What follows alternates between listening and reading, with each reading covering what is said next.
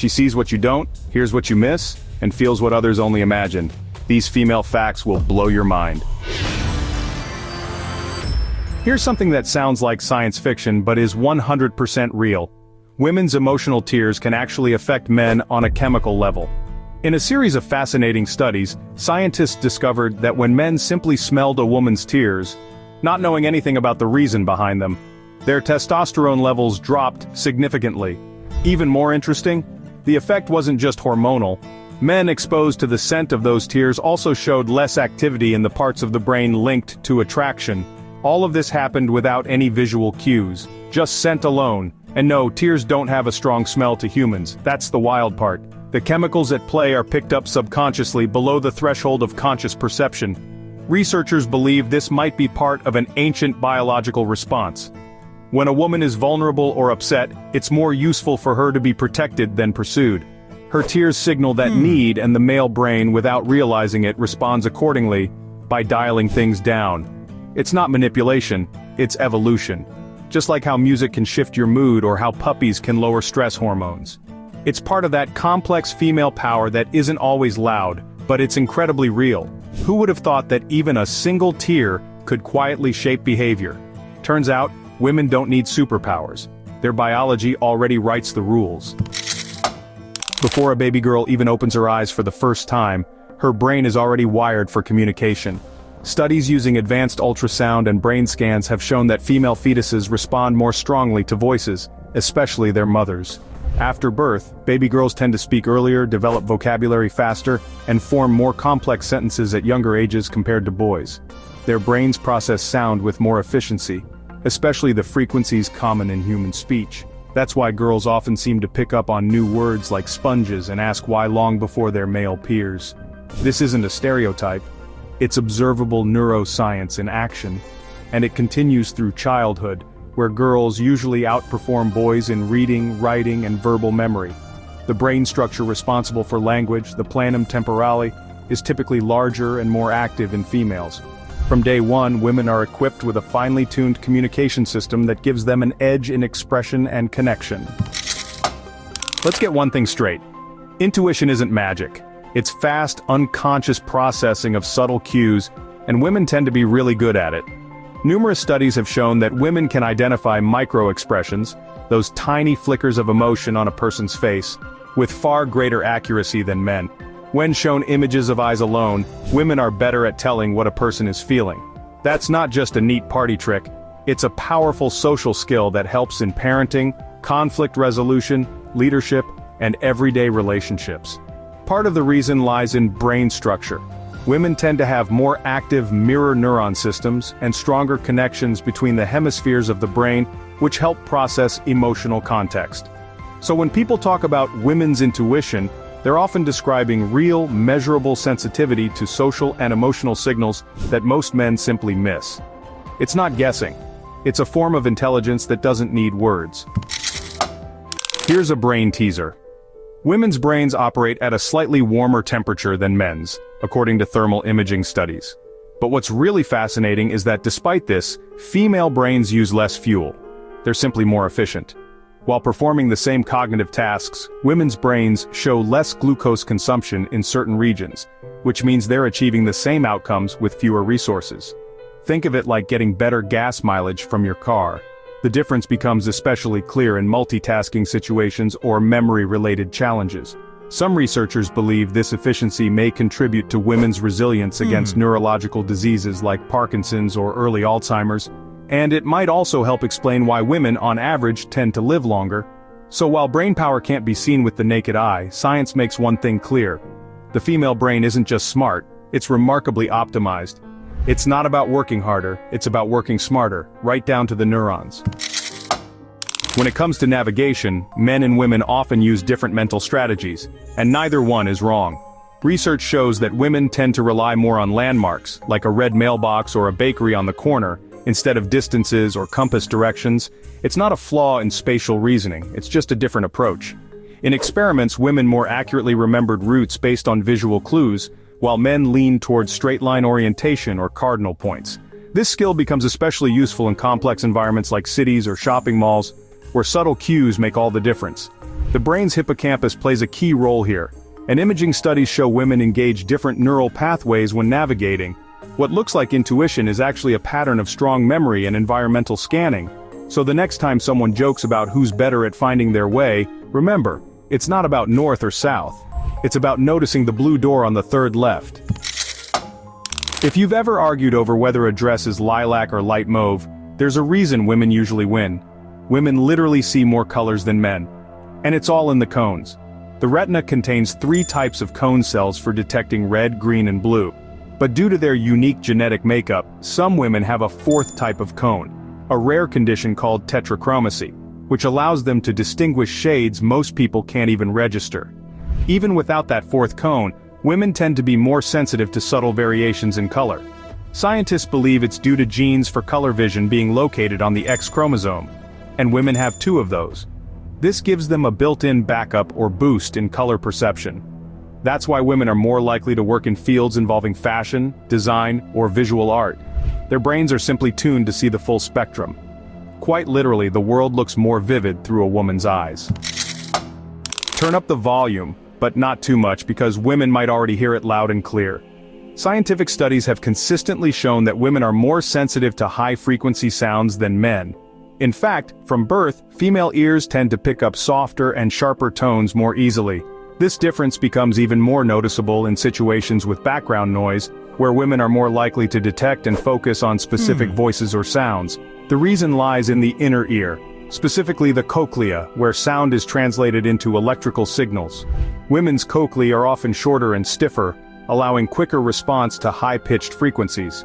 Over time, men are more prone to gradual hearing loss, especially in the upper ranges, often due to both biological and environmental factors like noise exposure. Women's superior hearing isn't just about catching whispers. It helps them pick up emotional tones in speech, detect distress signals like a baby's cry, and notice details that fly under the radar for most men. The next time someone says, "Did you hear that?" Odds are, she really did. Long car rides, boat trips, or virtual reality games. For many women, they're a one-way ticket to nausea. Studies show that women are significantly more likely to suffer from motion sickness than men. It's not just bad luck, it's biology. The root of it lies in the vestibular system, the part of the inner ear responsible for balance and spatial orientation. In women, this system is more finely tuned, which ironically makes it easier to throw off.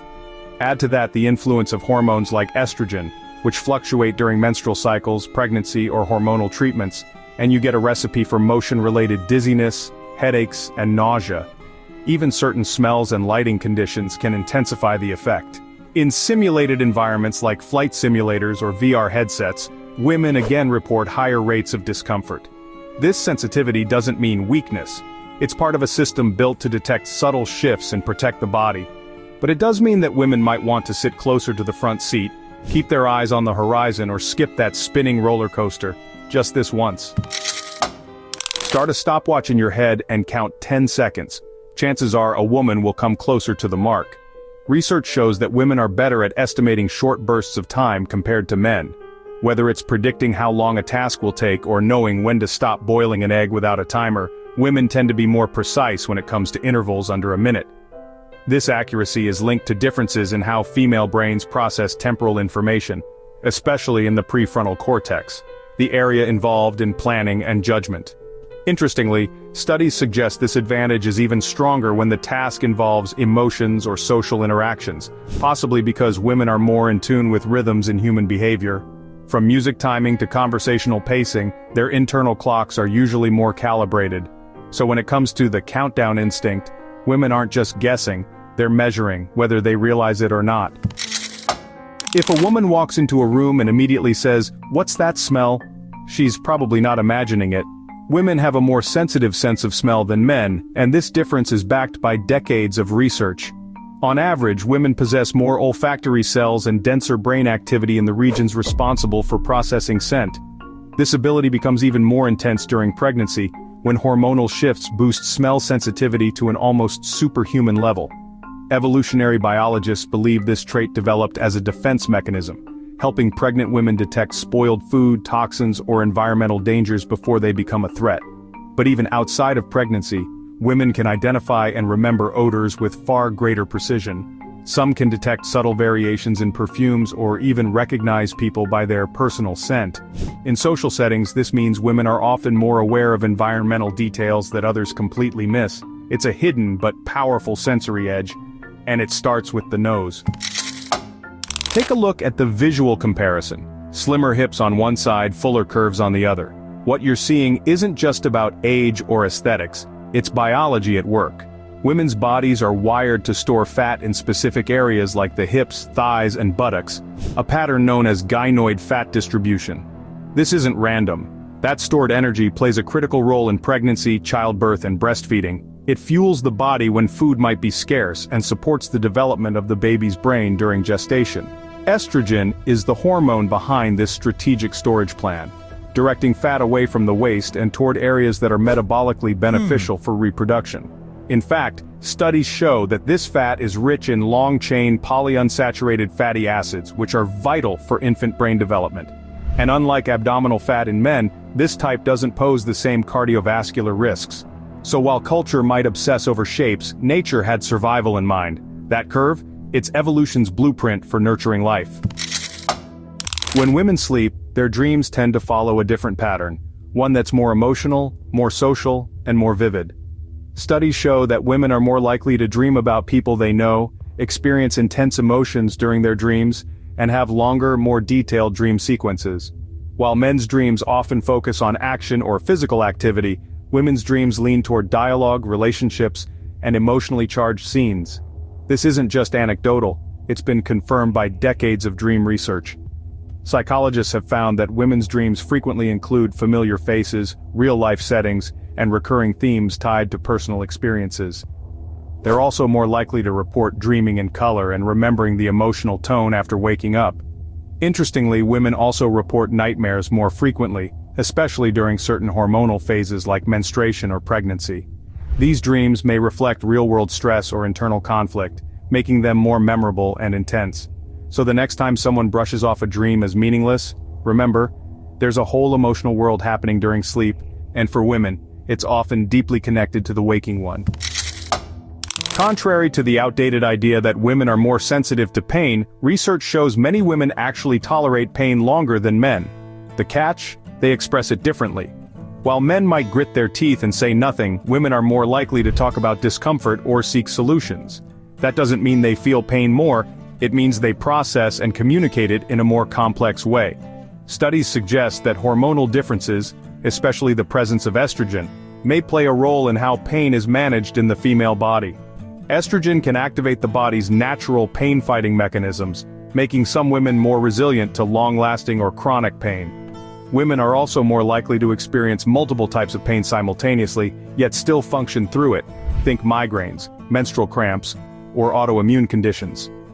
Cultural expectations also shape how pain is expressed. Women are often socialized to be more open about what they're feeling, while men may feel pressure to stay stoic.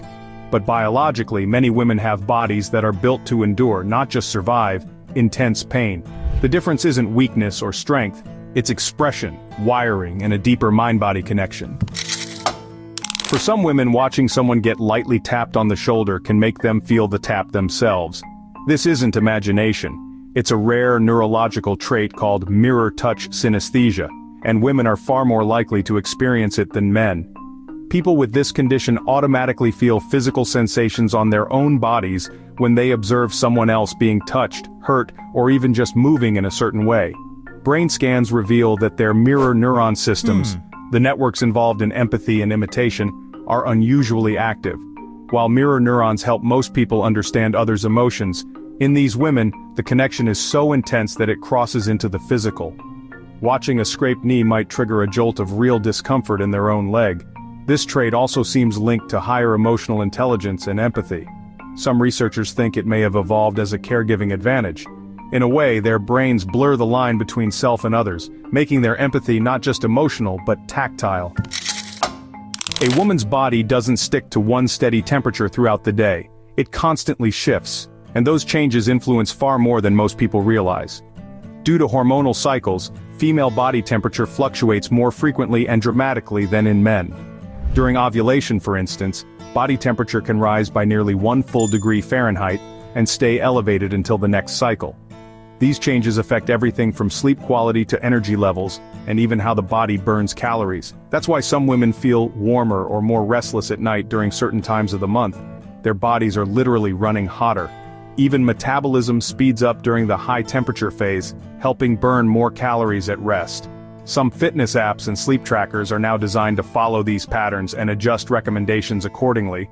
So the next time someone wonders why a woman suddenly kicks off the blanket or can't fall asleep as easily, it's not random. It's her body's built-in thermostat doing exactly what nature intended. Here's a fact that sounds alarming at first, but is actually one of the most remarkable biological upgrades. During pregnancy, a woman's brain literally shrinks, but not in a bad way. MRI scans show that certain areas of the brain, especially those involved in social processing, emotional regulation, and empathy, lose volume during pregnancy. This isn't damage or deterioration. Instead, it's a highly targeted pruning process where the brain becomes leaner and more specialized. Like cleaning out old files to make space for more relevant ones, the brain streamlines itself to focus on understanding and responding to a newborn's needs. The result? Women often show improved ability to interpret nonverbal cues, respond to emotional signals, and stay focused under pressure. This transformation can last for years, even beyond childbirth. Scientists believe it's one of the reasons many mothers report heightened intuition and sharper instincts after giving birth. So yes, mom brain is real, but it's not about forgetfulness. It's about a brain that's been rewired for the most demanding job on Earth. Ever felt like a woman noticed something you didn't, even when it was way off to the side? That's not just attentiveness, it's biology. Women have a wider field of peripheral vision than men, allowing them to detect movement, shapes, and changes happening outside the direct line of sight. This isn't about eyesight strength but visual field range, how far the eyes can see on the left and right without moving the head. While the average male field of vision is more focused in the center, great for targeting or tunnel vision tasks, women tend to have a more panoramic view of their surroundings. Scientists believe this may have evolved from traditional roles in early human communities. While men focused on hunting with straight-ahead vision, women gathered food, cared for children, and watched the environment, often all at the same time. Wider vision made it easier to monitor kids, spot changes in surroundings, or detect threats without looking away from what they were doing. Today, this ability still plays a subtle but powerful role. It helps in driving, managing busy environments, or just noticing small details that others might overlook. It's one of those invisible advantages, rarely mentioned but deeply useful. You don't have to turn your head when you're wired to see it all at once. It's a small movement that happens in the blink of an eye. Literally, and women do it more than men. On average, women blink nearly twice as often, with estimates landing around 19 to 22 blinks per minute, while men blink about 10 to 11. It might seem trivial, but blinking serves a big purpose. It keeps the eyes moist, protected, and clear. So, why the difference? One reason is estrogen, the primary female hormone, which affects the production of tears and eye lubrication. Higher estrogen levels lead to more frequent blinking. It's a natural response that helps keep the eyes comfortable and well hydrated, but it doesn't stop there. Blinking is also tied to brain function. Some researchers have found that we blink more when our brains need a quick mental break, especially during conversation or screen time. Women's tendency to blink more may be connected to their heightened verbal processing and emotional engagement, both of which require fast-paced brain activity. That quick blink becomes a reset, a millisecond of recovery that helps maintain focus and manage information. In body language, blinking patterns can signal emotion, attention, or stress. Women often show more expressive blinking during conversations, which plays into their strength in nonverbal communication. So while it might seem like just fluttering lashes, blinking frequency is a biological, emotional, and social signal. And in women, it's a whole lot more active. Women's bodies are built for flexibility, and that includes their bones. Compared to men, women's bones tend to be slightly thinner, lighter, and more elastic, especially in the joints. This natural flexibility is partly due to higher levels of estrogen, which helps keep ligaments looser and joints more mobile. It's one of the reasons women often excel in activities like gymnastics, dance, or yoga. The pelvis is also shaped differently, not just for childbirth, but to allow a wider range of motion in the hips and legs. But this advantage comes with a catch. Around age 35, women begin to lose bone density faster than men, and after menopause, when estrogen levels drop sharply, that bone loss can accelerate even more. Without enough calcium, vitamin D, and regular weight-bearing activity, bones can become porous and fragile, increasing the risk of fractures. This is why conditions like osteoporosis are far more common in women. In fact, 1 in 2 women over 50 will break a bone due to low bone mass. The good news? It's manageable. Diet, exercise, and early awareness can help maintain strong bones long past 35. So, while women's skeletons are designed for grace and adaptability, they also need support to stay strong through the years. At the genetic level, women have a secret advantage to X chromosomes. It might sound simple, but this small difference plays a major role in why women live longer, fight off illness better, and bounce back faster from health issues. The X chromosome carries hundreds of genes related to immune function, brain development, and cellular repair. While men have only one X paired with AY, women get a backup, and that matters. If a gene on one X is faulty, the other can often compensate. This dual setup gives women extra resilience, especially when facing infections or age-related diseases. That's why studies consistently show women respond better to vaccines, recover more quickly from viruses, and are less likely to suffer from severe outcomes during widespread illness. It's also why women tend to outlive men by several years in nearly every country. But longevity isn't just about time, it's about quality of life. The protective effects of those two X chromosomes help keep the body in better shape longer, from stronger immune responses to lower risk of certain cancers. So what seems like a simple piece of genetics is actually one of evolution's most powerful survival tools. It's not flashy, it's not loud, but it's working 24/7 behind the scenes, and it's one more reason the female body is a masterpiece of biological design. Meet Alice Walton, the richest woman in the world. As of now, her net worth is a staggering $93 billion according to Forbes. That's not just wealth, that's generational power. She inherited her fortune from the Walmart empire, created by her father Sam Walton. But Alice hasn't just held on to the money. She's used it to build a life that's both extravagant and unusually private. Let's check it out. Alice Walton doesn't chase the spotlight, she buys it in brushstrokes. While other billionaires flaunt designer brands or exotic cars, Alice pours her money into American art. And not just a few paintings on a wall. Her private collection is worth over $500 million, filled with rare and iconic works that most museums can only dream of owning. At the center of it all is her obsession with Georgia O'Keeffe. Walton has spent tens of millions acquiring O'Keeffe's most famous pieces, some costing more than the average private jet. One of her most prized purchases? Jimson Weed White Flower No. 1, bought for over $44 million, making it the most expensive artwork by a female artist ever sold at auction. And that's just one canvas. She's also secured pieces by Mark Rothko, John Singer Sargent, and Winslow Homer. These aren't decorative, they're investments, legacies, statements. Her art isn't locked in vaults either. Much of it hangs in the museum she personally built, and we'll get to that in the next section.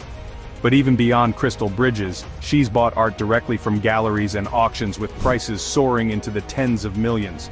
Here's what makes it even more fascinating. Alice doesn't just collect, she competes. She's been known to secretly outbid major institutions like the Met and the Whitney. She plays in elite circles where artworks disappear in seconds, sometimes without the public ever knowing who the buyer was, and often, it's her. Unlike other collectors who show off on social media or hold exclusive parties, Walton stays quiet. No interviews, no press photos, just massive wire transfers and historic acquisitions. She isn't buying art for decoration, she's buying it to shape American cultural history, and rewriting who owns it. When most billionaires want to show off, they buy a yacht or a skyscraper. Alice Walton built a museum. But not just any museum. She spent over $1 billion to create the Crystal Bridges Museum of American Art, a massive architectural wonder hidden in the quiet town of Bentonville, Arkansas, the same place where Walmart was born. This place isn't just a museum, it's Alice Walton's personal vision carved into stone, glass, and steel. The building itself looks like it was dropped in the middle of a forest by aliens with an eye for art. Sleek bridges, curved roofs, glowing lights hovering over water. Designed by world-renowned architect Moshe Safdie, the museum sits over a natural spring and blends into the landscape like something out of a dream. And what's inside is even more impressive. Crystal Bridges houses some of the most valuable American artworks in existence, many of them directly purchased by Alice Walton herself. She used her private fortune to outbid major coastal museums and pulled classic works into the heart of the American South. Visitors can walk past works by Andy Warhol, Gilbert Stuart's George Washington, and even Norman Rockwell's Rosie the Riveter. Many of these pieces would have never left New York or DC if it wasn't for her. Opening in 2011, the museum was free from day one, because Alice personally covers the admission costs. That's tens of millions spent just to make sure anyone can walk in and experience art that's normally reserved for elite cities. Since then, she's poured hundreds of millions more into expanding the collection and keeping the museum active. There's now a library, sculpture gardens, and even a satellite space in downtown Bentonville called The Momentary, focused on contemporary art. And here's something most people don't know. She didn't just write checks. She helped choose the artworks, followed the designs, and worked directly with curators. This isn't a vanity project. It's Alice shaping the cultural landscape of the country. She once said she wanted to bring great American art to the heart of America, and she did, using her own fortune to move masterpieces thousands of miles inland. Forget flashy headlines or red carpets. Alice Walton is building a legacy that will last centuries, quietly, elegantly, and with a billion-dollar price tag. When it comes to land, Alice Walton doesn't think small. One of her most eye-catching real estate investments was her Rocking W Ranch, a multi-million-dollar estate in Millsap, Texas. Sprawling across more than 1,400 acres, this wasn't just a quiet getaway, it was a full-fledged southern estate designed for privacy, power, and prestige. At the center of the ranch sat a luxurious 4,000-square-foot home, positioned on a hilltop with sweeping views of the Brazos River Valley. This wasn't some rustic farmhouse, it was modern, stylish, and designed for someone who could afford just about anything. The interiors featured high ceilings, open living spaces, and a layout built for both comfort and control. The estate included miles of fencing, carefully maintained roads, and its own private water sources. It had custom-built guest houses, equipment barns, a professional office, and even its own airstrip for private landings. The land itself was lush and diverse, open fields, forested areas, and wide coastal Bermuda pastures that stayed green most of the year. Every inch of the ranch was manicured and maintained by a dedicated staff. This wasn't a weekend retreat, it was a working, functional high-end estate with the infrastructure of a private compound. Alice used it to host visitors, oversee her staff, and manage other investments from a secluded but well-connected location. In 2015, she decided to part with it. The entire property was listed for nearly $20 million, making headlines across Texas real estate circles. And when she sold it, she didn't just offload the land, she closed a chapter of her life with it. The ranch went to a private buyer, and she redirected her focus toward art and philanthropy. The sale wasn't about downsizing, it was about shifting gears. For someone like Alice Walton, a property like this is never just about luxury. It's about legacy, investment, and control. And when she's ready to move on, she does it on her own terms. Alice Walton doesn't fly commercial. Her schedule, her status, and her preference for privacy make private aviation the obvious choice. Whether it's for a quick hop between Arkansas and New York or a discreet trip overseas, she flies in total control. No lines, no waiting, no press. While she keeps the details private, it's widely known that she travels by private jet, often on Gulfstream-class aircraft, the same kind favored by royalty, CEOs, and heads of state. These jets cost anywhere from $50 to $70 million, depending on the setup. Inside, think leather recliners, wood paneling, full-service kitchens, and Wi-Fi strong enough to run a business mid-flight. And she's not leasing. People at her level usually own or co-own the jet itself, plus the crew and hangar services that come with it. Alice is also known to use helicopters for regional travel. Between her properties, museum responsibilities, and private meetings, she needs speed and flexibility.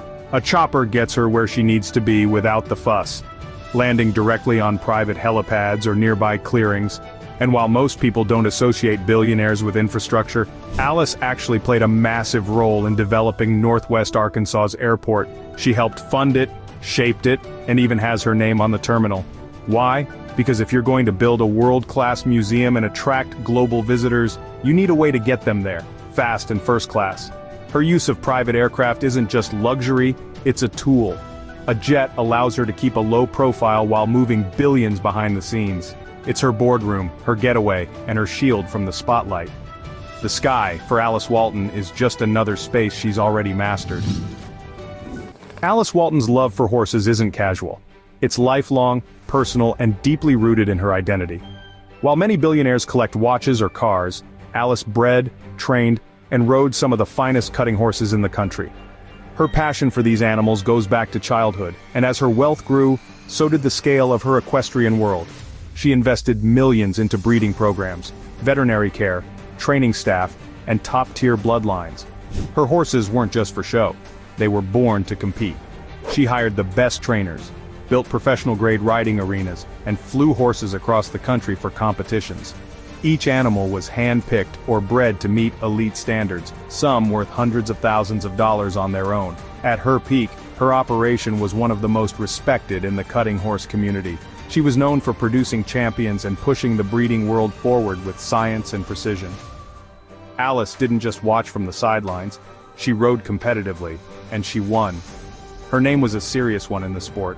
She once held large-scale auctions where the horses she bred and raised were sold off to elite buyers across the country.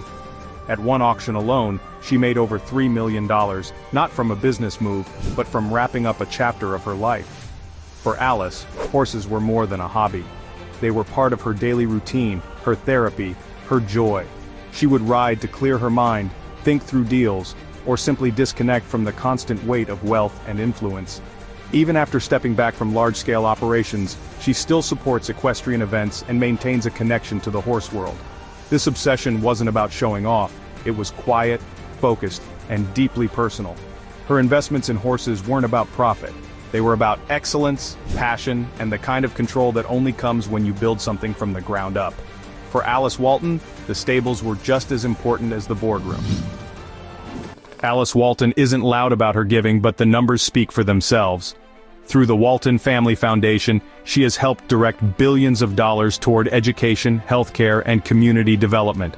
And that's not including the donations she makes personally, often quietly, but always in massive amounts. Education has been one of her biggest focus areas. She's poured hundreds of millions into charter schools, teacher development programs, and education reform. Not just in one state, all across the United States. She believes that better schools can completely reshape communities, and she's using her fortune to make that happen. She's also invested heavily in healthcare. In recent years, Alice has funded major medical facilities, including a whole health institute and a new medical school in Arkansas. These aren't just buildings. They're designed to rethink how healthcare works, focusing on preventative care, wellness, and community access. She's spent over $250 million on these projects alone. Her giving also goes straight into local communities, especially in Northwest Arkansas. She's helped transform the region with parks, trails, food programs, housing initiatives, and cultural projects. She doesn't just donate, she builds. Whether it's a walking trail or a fully funded art residency, her money is creating permanent change where she grew up. What's different about Alice Walton's philanthropy is the scale and the structure. She's not just writing checks to popular causes. She helps create new institutions, launches research centers, and follows through with long-term support. Her goal isn't short-term publicity, it's long-term impact. She's also a believer in art as a public good. Beyond building crystal bridges, she's helped fund traveling exhibitions, education programs, and access projects that bring museum-quality experiences to underserved communities. All of this giving adds up. By some estimates, Alice has personally overseen or contributed to over $5 billion in philanthropic projects. And she's just getting started. Her fortune may have come from Walmart, but she's using it to reshape everything from classrooms to clinics, and doing it on a scale most people will never see. Alice Walton rarely speaks in public, but in politics, her money speaks loud and clear. Over the years, she's become one of the most powerful political donors in the country, with tens of millions of dollars quietly flowing into campaigns, super PACs, and political causes that align with her interests. She's donated to candidates from both parties, but most of her support leans toward pro-business and education-focused Republicans. Her goal isn't about grabbing headlines or pushing party lines, it's about shaping policy in ways that support school reform, healthcare access, and economic growth. And when she writes a check, it's never small. In just a few election cycles, she's dropped over $20 million into federal races and political organizations. One of her most notable moves was backing education-focused initiatives. Alice has heavily funded efforts to expand charter schools and support education reform at the state and national level.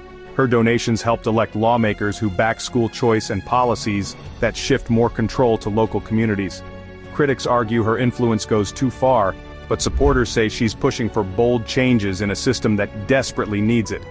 She's also supported candidates who favor tax policies and regulatory frameworks that align with business-friendly environments, the kind that help build Walmart into a retail empire.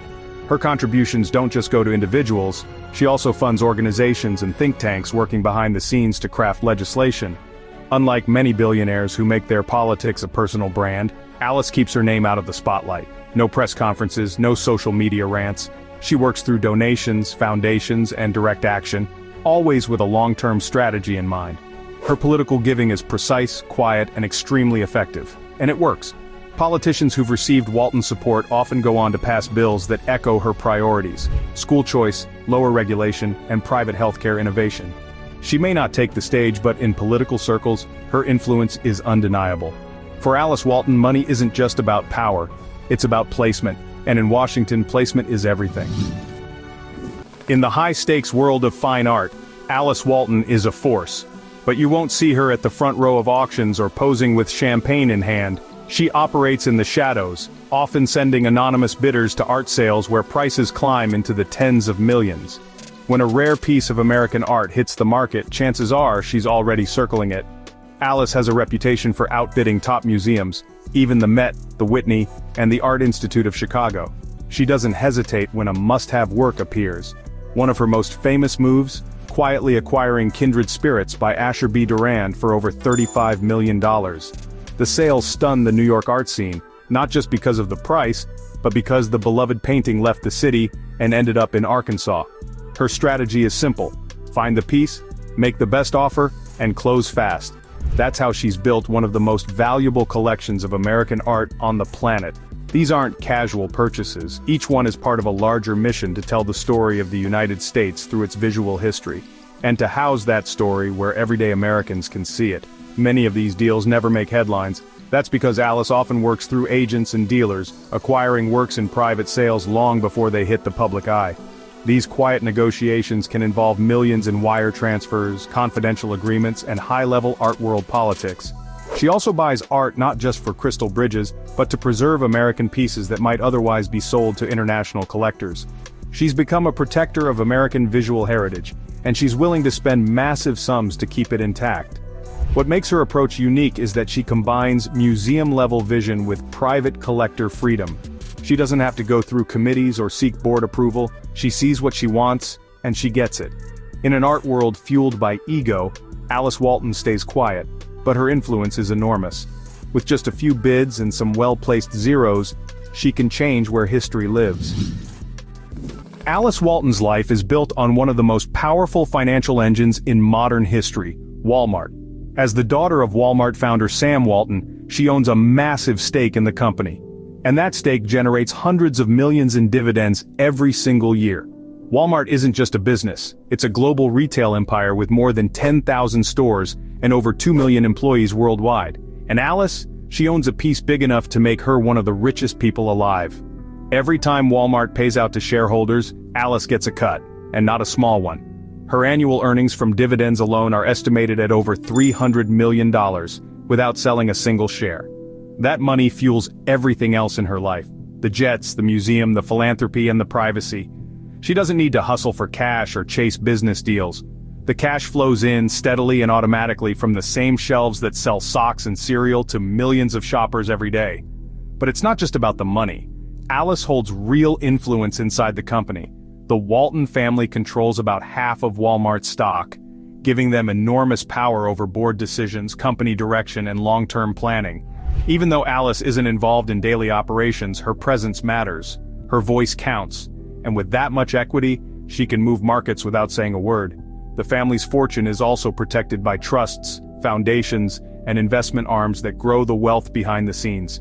It's a system built for permanence, where the money doesn't just sit, it multiplies.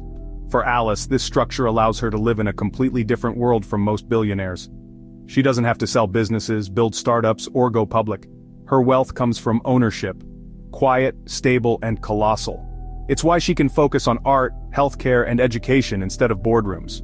The Walton name is stamped on Walmart shelves around the world. And behind the scenes, it's also stamped on nearly every corner of Alice's extraordinary life. Alice Walton lives a private life. But when she steps into the social world, it's through the most exclusive doors money can open. You won't find her at loud celebrity parties or paparazzi-filled events. Instead, she belongs to invitation-only clubs, private retreats, and elite art circles where the guest list is tighter than a Swiss vault. These aren't just social hangouts. They're powerful spaces where billionaires, collectors, and decision-makers gather far from public view. From ultra-private country clubs in Texas to discreet art salons in New York, Alice moves in circles where deals are made over quiet dinners, not press conferences. She's reportedly part of high-level philanthropic groups, including those where only the biggest donors in the world are allowed in. These circles allow her to coordinate with other billionaires on projects, exchange ideas with top museum directors, and influence national cultural initiatives, all while staying off the radar. Then there's the equestrian world, where Alice has long been a respected insider. She wasn't just buying horses. She was attending private competitions, elite auctions, and ranch gatherings reserved for serious players only. These events are closed off to the public, often taking place on multi-million-dollar properties, with security and discretion baked into every detail. In addition, her access to exclusive art societies gives her behind-the-scenes views of upcoming auctions, private collections, and museum exhibitions. This is how she sometimes acquires world-class pieces before they ever reach the public eye. Not through luck, but through deeply rooted access. What makes Alice's involvement unique is that she doesn't flaunt any of it. She's one of the wealthiest people on Earth, yet there's barely a trace of her social life online. No selfies, no leaks, no press coverage. Her memberships are not about status. They're about access, power, and maintaining influence in the world she's helping to shape. To the outside world, Alice Walton may seem quiet, but inside these rarefied spaces she's deeply connected, building relationships, steering conversations, and staying exactly where she wants to be, in control but unseen. For someone worth over $93 billion, Alice Walton lives with remarkable restraint. No fashion brands screaming for attention, no Instagram mansions or gold-plated sports cars. Her wealth is massive, but her personal style, surprisingly low-key. You won't see Alice dripping in diamonds or stepping out of limos. She's more likely to be in jeans, boots, and a casual shirt than anything designed in Paris. Her homes, while spacious and elegant, are far from the flashy mega mansions of other billionaires. She values peace, privacy, and purpose over glitz. That doesn't mean she avoids luxury, she just chooses it differently.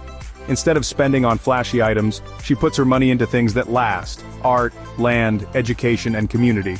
Her lifestyle reflects long-term vision, not impulse. She doesn't live on social media, she rarely gives interviews. She's built one of the largest personal fortunes in modern history, and done it without ever chasing the spotlight. That's her real luxury, freedom from attention. Alice Walton shows that true wealth doesn't need to shout. It moves quietly, invests wisely, and focuses on legacy, not likes. In a world obsessed with showing off, she's mastered the art of staying rich, real, and radically private. Cleopatra VII wasn't just Egypt's queen. She was its last true ruler, fighting to keep her kingdom from Rome's grip. She played politics like a master, forging alliances with Julius Caesar and Mark Antony, not just for romance but to protect Egypt's independence. She wasn't a figurehead. She reformed the economy, stabilized currency, and ruled as a hands-on leader who spoke directly to her people in their own languages. Rome saw her as a threat, not a lover. Octavian used propaganda to paint her as a scheming seductress corrupting Mark Antony, when in reality, she was battling to keep Egypt free. When Rome's forces closed in, she made her final defiant move, choosing death over humiliation. Whether it was poison or a venomous snake, no one knows for sure. But Cleopatra's legacy outlived Rome's attempts to erase her, making her one of the most legendary rulers in history. Power in ancient Egypt was a family business, and Cleopatra's first marriage was no love story. It was a calculated move to secure the throne. At just 18, she was forced to marry her 10-year-old brother, Ptolemy XIII, as tradition dictated that ruling queens must have a male co-ruler. But Cleopatra had no intention of sharing power. She was older, smarter, and determined to rule on her own terms. Tensions exploded into full-blown civil war when Ptolemy's advisors turned against her, forcing her into exile. Most rulers would have accepted defeat. Cleopatra didn't. She knew she needed a powerful ally, so she staged one of the boldest political entrances in history, having herself smuggled into Julius Caesar's palace wrapped inside a rug.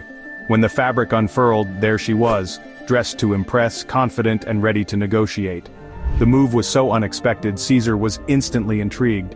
And just like that, Cleopatra had secured the most powerful man in the world as her supporter. But while strategy helped her win alliances, her daily life was equally a carefully crafted display of power. Cleopatra understood the power of appearance.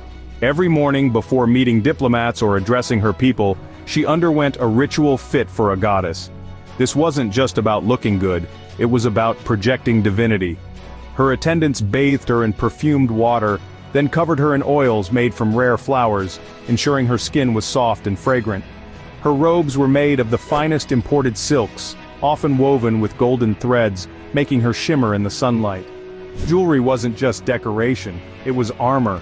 She wore heavy gold collars, jeweled headdresses, and rings engraved with protective symbols. Her kohl-lined eyes weren't just a beauty statement, the makeup contained antibacterial properties that kept her vision sharp in the harsh desert climate. When Cleopatra entered a room, she didn't just look like a queen, she looked like a divine being. She wanted her enemies to see her as untouchable, almost supernatural. But no ruler survives on image alone. Cleopatra needed more than gold to maintain her power, she needed information, and she made sure she always had it first. Knowledge was Cleopatra's deadliest weapon, and she didn't rely on men to gather it. She built a spy network unlike anything Egypt had seen, one that operated in whispers, hidden in plain sight. Many of her spies were women, often disguised as handmaidens, traders, or entertainers. They moved through the palaces of rival rulers, overhearing secret plans, delivering messages, and even smuggling poisons when necessary. Cleopatra trusted no one completely, not even her closest advisors. Her attendants weren't just there to dress her. They listened, reported, and kept her ahead of every possible betrayal. Some rumors claim that even her lovers were watched by her spies, ensuring no one ever controlled her. She played a dangerous game, one where a single misstep could cost her the throne. But Cleopatra was always one move ahead, a queen who ruled not just with beauty or wealth, but with intelligence. And it was that intelligence that made her more than just a ruler, it made her something closer to divine. Cleopatra wasn't just a queen, she was a living deity in the eyes of her people. Unlike many rulers who claimed divine status for political gain, Cleopatra fully embraced the role. She identified with the goddess Isis, the mother figure of Egyptian mythology, who was believed to protect the land and its people. Her public appearances were carefully staged to reinforce this image. She dressed in the flowing robes of Isis, wore sacred jewelry, and even took part in religious ceremonies that traditionally only the high priests could perform. Her subjects didn't just see her as a ruler, they worshipped her as a direct link between the gods and the mortal world. But Cleopatra's divine status wasn't just for show, she actively used it to maintain power and influence. While Rome ruled through military might, Egypt still operated on faith and tradition. Cleopatra played to this strength, making sure her people believed that following her wasn't just a political decision, it was a spiritual duty. Her image appeared on temples, her name was spoken in prayers, and offerings were made in her honor. Even when Rome sought to destroy her, they couldn't erase the idea she had cultivated. To this day, her legend lives on, proving that sometimes a ruler can become more than human. Wealth meant nothing to Cleopatra if it couldn't be used to make a statement, and she made one of the boldest displays of extravagance in history with a single pearl. The story goes that during a lavish feast with Mark Antony, Cleopatra boasted that she could throw the most expensive dinner ever. Antony laughed, thinking it was impossible. Without hesitation, Cleopatra removed one of her massive pearl earrings, dropped it into a goblet of vinegar, and watched as it dissolved. Then, she raised the cup to her lips and drank it down. Her act wasn't just about luxury, it was about power. Pearls were symbols of immense wealth, valued more than gold. By casually destroying one, Cleopatra showed Antony that her riches were beyond comprehension. But was it even possible? Scientists today debate whether a pearl could dissolve quickly in vinegar. Some say it would take days, while others believe ancient Egyptians knew ways to speed up the reaction. Whether true or exaggerated, the the message was clear.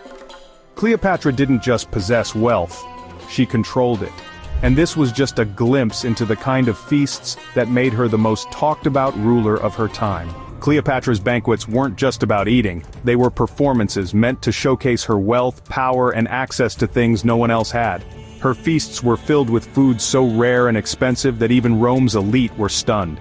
Exotic fruits imported from distant lands, meats marinated in rare spices, honey-glazed birds, and even roasted peacocks were served on gold and silver platters. Some accounts claim that flamingo tongues were a delicacy at her table, while other sources suggest that rare fish and shellfish were brought in daily from the Mediterranean. But Cleopatra's meals weren't just about indulgence. Many of the ingredients she consumed were believed to have mystical properties. She was fascinated by ancient Egyptian medicine and often dined on foods that were thought to enhance beauty, increase intelligence, or even extend life. She drank wines mixed with herbs, ate figs that were rumored to have healing powers, and consumed specially prepared breads infused with lotus flowers, a plant linked to divine energy. Her feasts weren't just about satisfying hunger, they were another way she reinforced her status as someone beyond mere mortals. Cleopatra wasn't just a queen, she was a scholar. Unlike most rulers of her time, she was highly educated and had access to the most exclusive knowledge of the ancient world.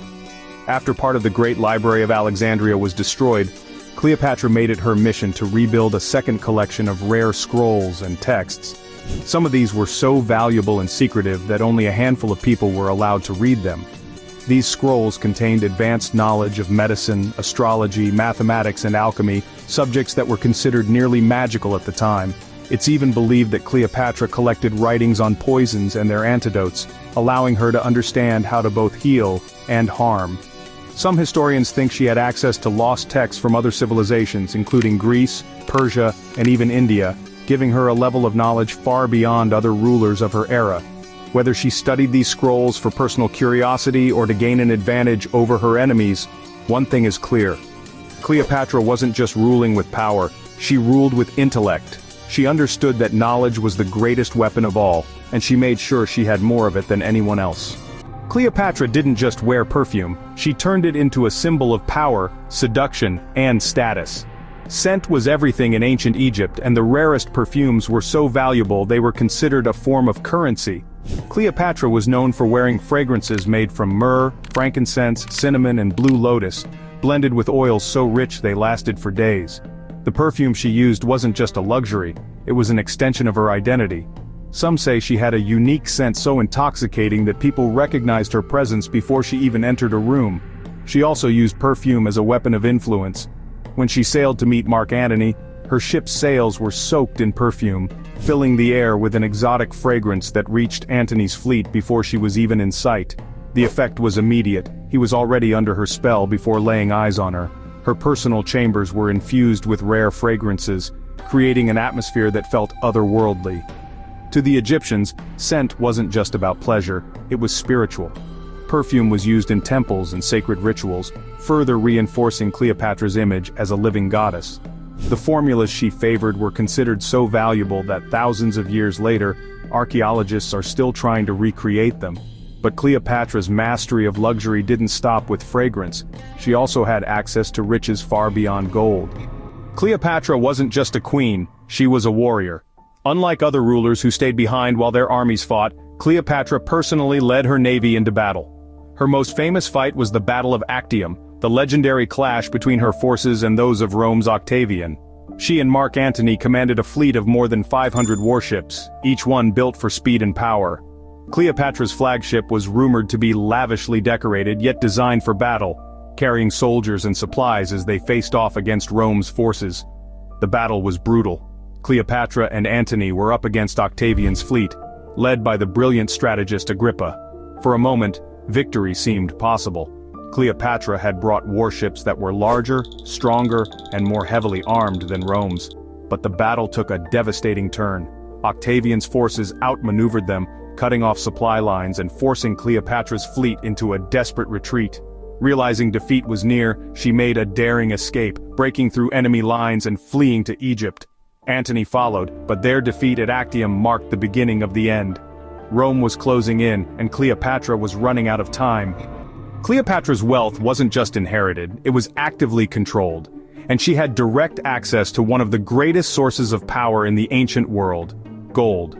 Unlike many rulers who relied on taxing their people or trading with foreign lands, Cleopatra had her own personal gold mines deep in the eastern desert of Egypt. These mines had been worked for centuries, but under Cleopatra's reign, they were carefully managed to ensure a constant flow of wealth. The gold extracted from these mines was used for everything from minting her own coins to funding her massive navy and maintaining Egypt's independence from Rome. Gold was more than just currency to Cleopatra, it was a symbol of divine authority. She wore it, gifted it, and used it to secure loyalty. Egyptian priests crafted statues of gods from her gold, further linking her rule to the divine. When Rome was bleeding resources from endless wars, Cleopatra still had a steady supply of riches, giving her an economic advantage over even the most powerful Roman generals. Her ability to control Egypt's gold made her a serious threat to Rome, and that's exactly why they feared her influence. Cleopatra wasn't just another queen in Rome's eyes, she was a dangerous force capable of controlling some of the most powerful men in the empire. She didn't need armies to shake the foundations of Roman politics. She used intelligence, diplomacy, and seduction to turn Rome's strongest leaders into her allies. Julius Caesar, one of Rome's greatest conquerors, fought battles in Egypt just to keep her on the throne. After his assassination, Mark Antony, another Roman powerhouse, gave up everything for her, including his political standing in Rome. This wasn't just romance, it was strategy. The Roman Senate saw Cleopatra as a threat to their entire system of power. They feared she wanted to turn Rome into her own kingdom, ruling by Antony's side. Octavian, Caesar's heir and future emperor, launched one of the most vicious propaganda campaigns in history, painting Cleopatra as a manipulative temptress corrupting Rome's men. He called her a foreign seductress, a woman unfit to wield power. But what truly scared Rome was that Cleopatra didn't need them. She had her own wealth, her own military, and a mind sharp enough to challenge the greatest empire on earth. And when politics wasn't enough, she had another tool at her disposal: poison. Cleopatra's court wasn't just filled with advisors and servants, it included some of the most skilled poison experts in the ancient world. The Egyptian elite had studied poisons for centuries, and Cleopatra took full advantage of this knowledge. She kept a team of specialists who tested different toxins, finding the most effective and painless ways to kill. Some historians believe she even experimented on prisoners, observing the effects of different poisons firsthand. Cleopatra's mastery of toxins wasn't just about assassination, it was about power. She needed to protect herself from betrayal, and poison was often the weapon of choice in royal courts. Some say her rings contained hidden compartments filled with deadly substances, allowing her to kill anyone who threatened her in an instant. Others believe she carefully microdosed poisons over time, making herself immune to the substances her enemies might use against her. Whether myth or reality, one thing is certain: Cleopatra understood that power wasn't just about strategy and wealth. It was also about survival. And she didn't just prepare for attacks on Earth, she looked to the stars for guidance. Cleopatra wasn't just a queen. She was a woman who studied the movements of the heavens and used them to shape her rule. She surrounded herself with astrologers who predicted key events, advised her on political decisions, and helped craft her public image. She claimed a cosmic connection to the goddess Isis, reinforcing her divine status by aligning her rule with celestial events. In a world where rulers were seen as godlike figures, she made sure people believed that the stars themselves had chosen her to lead. She wasn't just using astrology for show, she timed major political moves based on celestial alignments, ensuring that her actions carried mystical weight. Some say she consulted horoscopes before forming alliances, making military decisions, or even choosing when to meet powerful men like Caesar and Antony. In a time when Romans were skeptical of astrology, Cleopatra made it a political weapon, something she could use to control not just her people, but also the minds of foreign rulers. Whether she truly believed in the stars, or simply understood their power over people, one thing is clear: she knew how to make the universe itself work in her favor. Cleopatra's personal attendants weren't just servants, they were bodyguards in disguise. In the dangerous world of royal politics, betrayal could come from anywhere, and Cleopatra wasn't going to leave her life in the hands of ordinary palace guards. She surrounded herself with elite handmaidens who were trained in combat, skilled in knife fighting, pressure point attacks, and even self-defense techniques. Unlike the traditional warriors of Egypt, these women blended into her court, appearing as harmless attendants while carrying concealed weapons.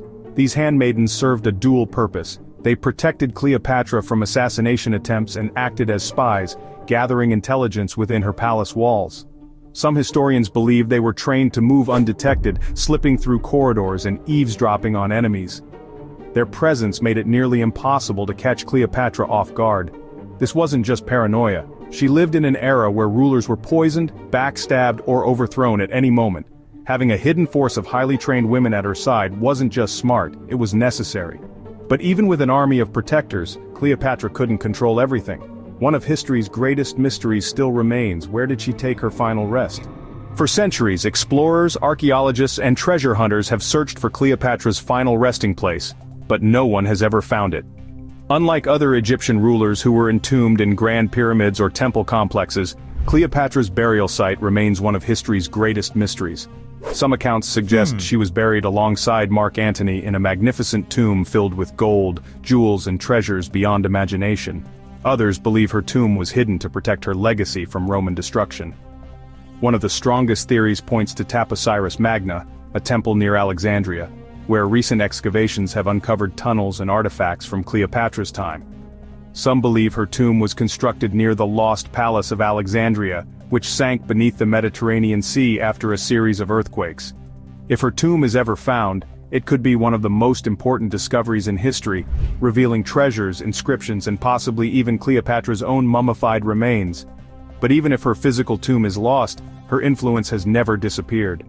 Unlike most rulers, Cleopatra didn't just control armies, she controlled the very words that shaped the world. Few rulers in history could match Cleopatra's intelligence. She wasn't just well-educated, she was a linguistic genius. She spoke at least 9 languages, making her one of the most multilingual rulers of the ancient world. Unlike other pharaohs who relied on translators, Cleopatra could speak directly to foreign diplomats, traders, and generals. She was fluent in Greek, Egyptian, Latin, Hebrew, Arabic, and several other regional languages, giving her a strategic advantage in negotiations. This ability set her apart. She wasn't just a queen sitting on a throne, she was actively involved in shaping international affairs. She could charm a Roman senator one moment and give orders to an Egyptian priest the next, all without needing an interpreter. Her mastery of languages also strengthened her image as a ruler chosen by the gods, able to communicate with all people no matter their background. To the Egyptians, she was more than a queen. She was a goddess who understood their prayers in their own tongue. But Cleopatra didn't just rule through diplomacy, she also knew how to control luxury, trade, and the most sought-after indulgence of the time: perfume. Cleopatra's fascination with fragrance wasn't just personal, it was an industry. She didn't rely on imported scents. She built her own perfume factory, where rare oils and floral extracts were blended into some of the most sought-after perfumes in history. She understood that perfume was more than just a luxury. It was power. The right scent could evoke attraction, fear, or even religious devotion. Her factories produced custom blends used not only in beauty but also in sacred temple rituals. Archaeologists have uncovered remnants of what is believed to be Cleopatra's personal perfume laboratory near Alexandria, filled with clay vessels that once held rare ancient scents. Her signature perfumes were so famous that they were traded across the Mediterranean, fetching higher prices than gold. Some say she even experimented with aphrodisiac ingredients, crafting scents designed to heighten attraction and influence those around her. Cleopatra understood that ruling wasn't just about military strength, it was about controlling perception. Cleopatra wasn't just a ruler, she was deeply involved in the spiritual and mystical practices of ancient Egypt. Some historians believe she may have experimented with psychedelic substances, using them in religious rituals, for heightened awareness, or even as a political tool. One of the most famous plants associated with Egyptian royalty was the blue lotus, a flower known for its mild psychoactive effects. When steeped in wine, it created a dreamlike state, enhancing relaxation, focus, and possibly even visions. This sacred plant was often depicted in Egyptian art, placed in temples, and linked to divine connection. Whether she used them for personal insight, diplomatic advantage, or simply as part of elaborate rituals, one thing is certain: she understood the power of perception, both her own and the one she created for others. Cleopatra was too powerful, too legendary, and too much of a threat for Rome to let her memory survive unchallenged. After her death, Octavian launched a systematic effort to erase her name and legacy. Statues of her were destroyed, her image was chiseled away from temple walls, and her coins were melted down. Roman historians painted her as a manipulative temptress, rather than a brilliant strategist. Octavian wanted the world to remember her not as Egypt's last great ruler, but as a cautionary tale, a woman who dared to challenge Rome and lost. Yet, despite their best efforts, Cleopatra's name refused to disappear. Her legend only grew over time, becoming more than just history. It became myth. Even today, she is one of the most famous women who ever lived, a symbol of intelligence, ambition, and power. The Romans tried to erase her, but instead they made her immortal. That's about it. Write in the comments which Cleopatra fact surprised you the most. For more useful information, watch other videos.